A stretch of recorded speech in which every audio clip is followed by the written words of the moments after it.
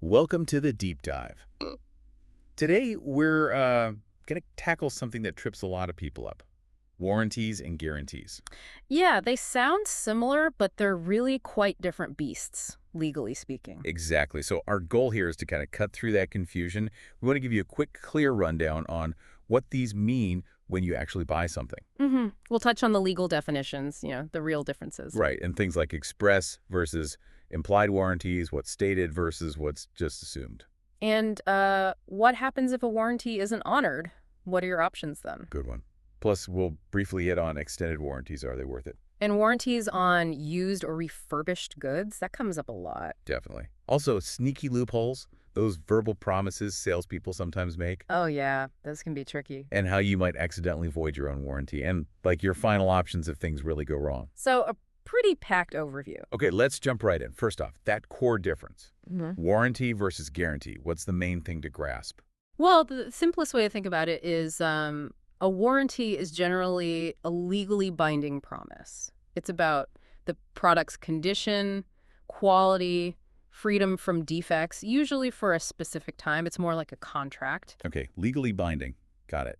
And a guarantee. A guarantee, especially a satisfaction guarantee, is often, well, less formal. It's more about promising you'll be happy. It might let you return something, sure, but the legal backing isn't usually as strong or specific as a warranty. So one's got legal teeth, the other's more like a goodwill gesture. Yeah. It's a decent way to put it, yeah. Now, within warranties, there's another key split: express versus implied. Right. So express is when they explicitly state something. Like if the box says waterproof to 50 meters. Exactly. Or if a salesperson tells you this laptop battery lasts 10 hours, that's Yeah. an express warranty, a specific promise, written or verbal. Word of advice, though, always try to get those crucial verbal ones in writing if you can. Makes sense. Easier to prove. Mhm. What about implied warranties then? Are those written down? No, that's the thing. They're implied by law. They're automatic. You don't need them written down. The big one is the implied warranty of merchantability. Merchantability. Huh. Okay, what's that mean in plain English? It basically means the product has to be fit for its ordinary purpose. It has to work like it's supposed to. A toaster has to toast bread. A pen has to write. So if my brand new toaster just sparks and dies the first time I use it. That's likely a breach of the implied warranty of merchantability. It wasn't fit for its ordinary purpose. Okay, and there's another one. Yeah, the implied warranty of fitness for a particular purpose. This one's a bit different. It applies if you buy a product based on the seller's advice for a specific need you told them about. Ah, like if I go into a store and say, I need hiking boots for climbing Mount Everest, and they sell me sneakers. Precisely. If they knew your specific, unusual purpose and recommended those sneakers for it, and they obviously fail, that's likely a breach of that implied warranty. Gotcha. So if one of these warranties, express or implied, gets broken, what happens? What can I actually do? Generally, if there's a breach, you're entitled to a remedy. That usually means a repair, a replacement, or sometimes a refund, depending on the warranty terms and the severity of the issue. What's the first step? Just call them up. Pretty much. Contact the seller or manufacturer. Keep all your documents, receipt, warranty card, any emails or notes from conversations. That's crucial. Right, paperwork. Now, those extended warranties they always offer at the checkout, are they usually a good deal? Ah, the million-dollar question. It really, really varies. They offer peace of mind, sure, extending coverage beyond the standard warranty. But there's always a but, isn't there? But the cost can sometimes be quite high compared to the likelihood you'll actually need a major repair or, what that repair might cost out of pocket. Sometimes the manufacturer's warranty is already pretty decent. So maybe do a little homework first. Definitely. Before you just say yes, maybe quickly look up common issues or repair costs for that type of product. See if the math makes sense for you. Okay. What about buying used stuff or refurbished? Do those come with any protection? Used items, especially from private sellers, often come as is, meaning no warranty at all unless the seller explicitly gives you one. So buyer beware, basically. Pretty much.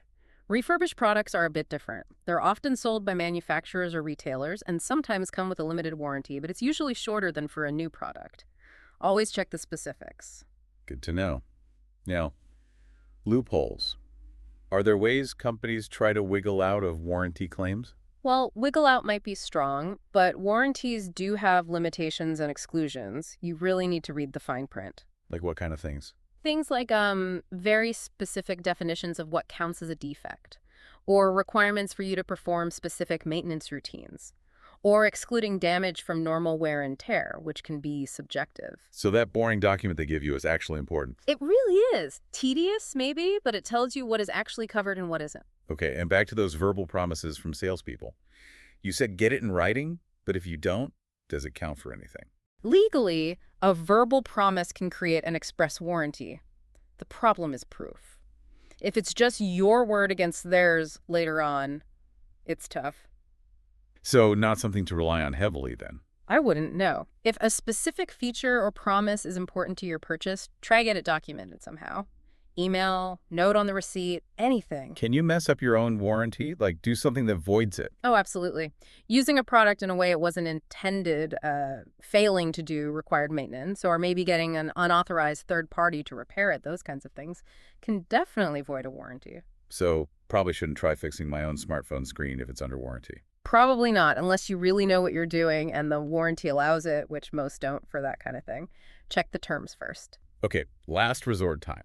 Let's say the product is clearly defective, it's covered by the warranty, but the company just refuses to fix it or replace it. What then? Legal action. Good, that is an option, yeah. You Yeah. could potentially take them to small claims court, for instance. Is that common? Or easy? It's usually seen as a last resort because, it takes time, effort, and potentially some cost.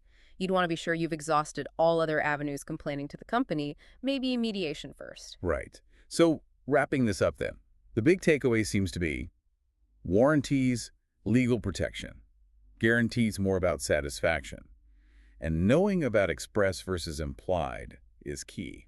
Exactly. Understanding those basics really empowers you as a consumer. You know what you're entitled to expect. So thinking about your next purchase, maybe just take that extra minute, right? Look at the warranty details before you buy. Definitely. Don't just assume. And if a salesperson makes a big claim, maybe politely ask, could I get that in an email? It clarifies things for everyone. Makes total sense. Okay. So here's something for you to think about based on this. What's one specific thing you'll do differently next time you buy something to be more warranty savvy?